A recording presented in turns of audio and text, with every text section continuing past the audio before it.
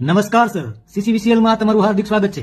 હું આપની શું મદદ કરી શકું? મદદની તો બહુ જરૂર છે સાહેબ, એટલે જ ફોન કર્યો છે. હા, બહુ ફોલ્ટ છે.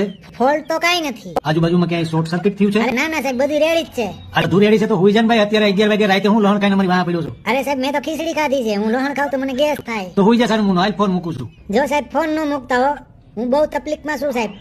ફોન મૂકો તો તમને લેડી ગાગા ના હમશે. તો બોલ ને ભાઈ, લાઈટ નથી. અરે સાહેબ, લાઈટ છે ઈ તો વાંધો છે. કમાલનો માણસ છે. લોકોને લાઈટ ન હોય તો વાંધો હોય, આને લાઈટ છે તો વાંધો છે. બોલો ભાઈ, હા તો હું વાંધો છે કે? અરે સાહેબ, ટાઈટ બહુ છે. તારે ટાઈટ છે તો અમારે હું હીટર મૂક્યા છે, અમારે ટાઈટ જ છે.